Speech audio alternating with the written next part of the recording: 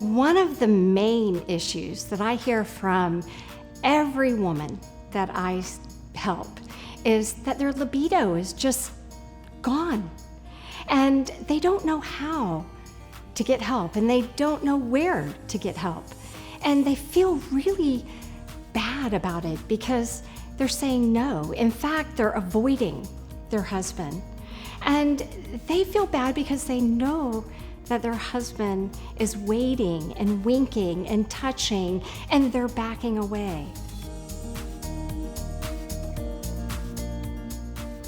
So libido is one of the most common problems with menopause. It goes along with all the other symptoms of menopause, and women are very, very complicated. We have maybe 3 or 4 on buttons, but we have 100 off buttons. And all of our on buttons need to be turned on, and all of our off buttons need to be turned off. So how does a man deal with that? And how does a woman deal with that? Because she really doesn't even know. Menopause affects so many parts of a woman's body that libido is the last thing she's thinking of. It might be the first thing that her partner's thinking of, but it's actually the last thing a woman's thinking about because she can barely sleep. Her lovely locks that she's been growing her whole life are falling out, and she's gaining weight, so she's embarrassed about the way she looks.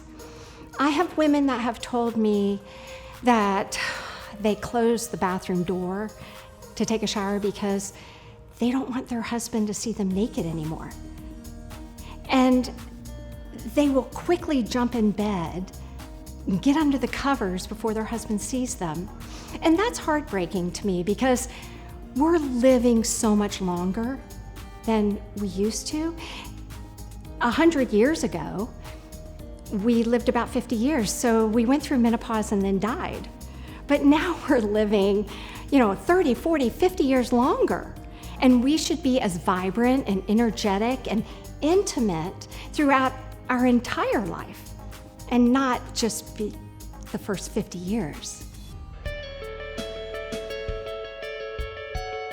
Single women or women who are divorced and are new to the field of dating, who haven't had intercourse for some time, it's a little scary because the vagina changes when we don't use it.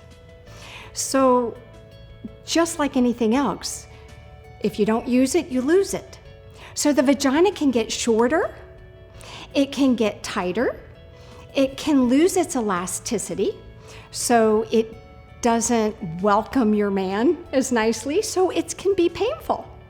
And women aren't really sure, is it gonna work, is it not gonna work? And I have several ways that I help women understand this.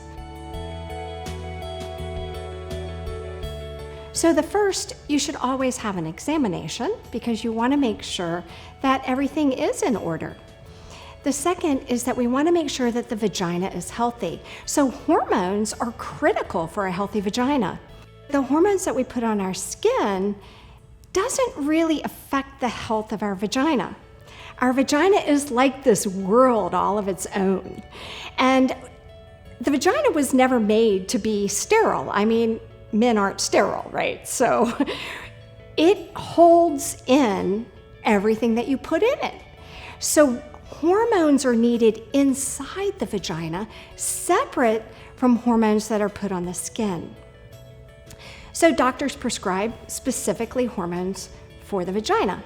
They're bioidentical hormones that restore the vagina and make sure the vagina is elastic and make sure the vagina is long, the length that it should be. And even better, it strengthens the muscles of the vagina because the vagina muscles have a lot to do with the strength of the orgasm.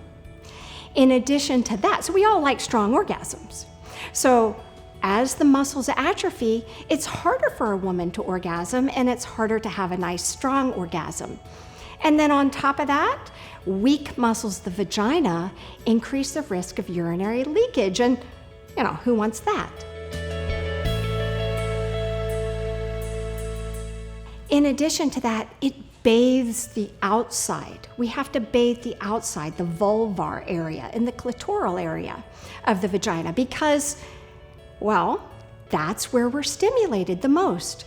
So I always tell women, put a little bit of your cream on the outside, put a little bit on the clitoris, take care of her too, and you will have much stronger orgasms and actually start to feel that little tingly sensation down there that you remember having when you just used to see a guy that was really cute at 20 or 30 years old. We can have that again. We can have that after menopause. We can have that for the rest of our lives. So if a woman hasn't used her vagina for a little while, then first she should start with getting an exam. We should always do that, making sure that it's ready to go, but also healing it from not having enough time or interest in healing it. Every woman needs a healthy vagina her entire life. The more a woman understands her own body and the more a woman understands what she likes and turns her on, the better her sex life will be. Because men want to know what you like. They want to please you. Sometimes they want to do something that you don't like, and you need to know what you don't like too, because they don't want to do something if it's going to push one of your off buttons. You need to discover what you like, what you don't like, and you need to share that with the person that you love.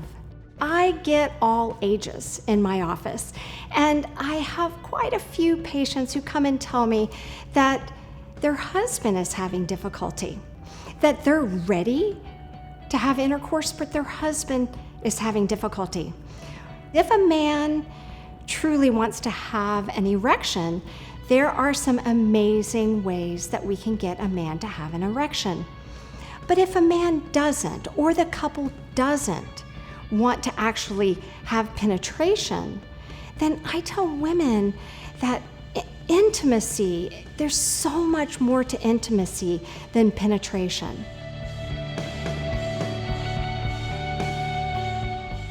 True intimacy is just this closeness of being together and holding one another and being present with the person that you love. That's what true making love is all about, is that holding, that touching, that listening, that talking, that sharing, that special time, that quietness together, that kissing. That's true intimacy.